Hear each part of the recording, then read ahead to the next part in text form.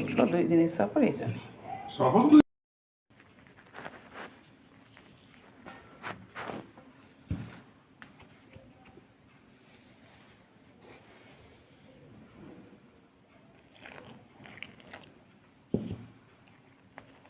অল্প অল্প করে পানি দিয়ে আমরা মাখিয়ে নেব। আমার গুঁড়াগুলি মাখানো হয়ে গেছে, এবার এটা আমি চেলে নেব।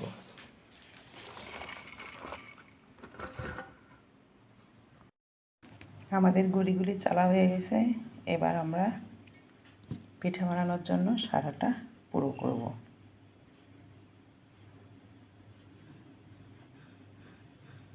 এবার আমরা দেব পাটারি।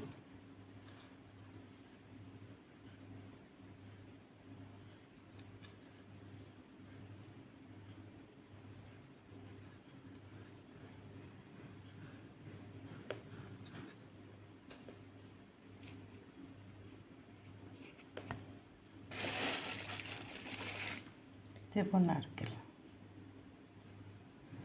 নারকেল দিলে পিঠাগুলি খুব সুস্বাদু হয়। এবার আমরা গুঁড়ি দিয়ে এটা ভরে দেব। এই যে হয়ে গেছে। এবার হয়ে গেছে, এটা একটা কাগজ দেব, দিয়ে এটা রাইস কুকারের উপর বসিয়ে দেব। কাগজটা আস্তে করে টান দেব। আমাদের পিঠাটা হয়ে গেল। বন্ধ কর। অন্ধকার হচ্ছে, আরও একটা দেখিয়ে দেব। বসালাম, এবার এটাকে টান দিলাম।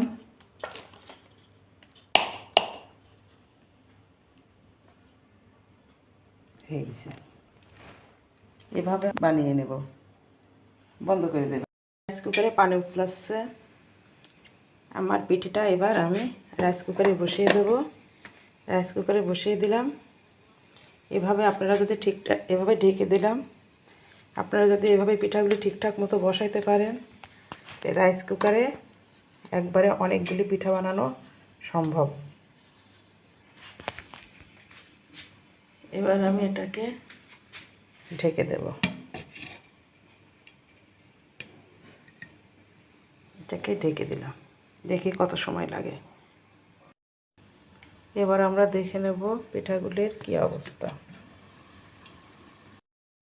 পিঠাগুলি এবার আমরা একটা করে আগে দেখিয়ে নিই। এই যে পিঠা, এবার আমরা এগুলো একটা তুলে নেব। এটা ধরে তুলে নেব। আমরা ঢেলে দেব।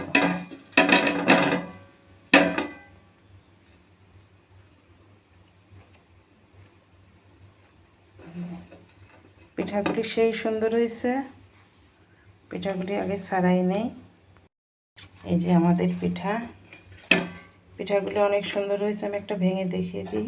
এই যে একদম দারুণ। আরেকটা ভাঙি। এই যে একদম দারুণ পিঠা।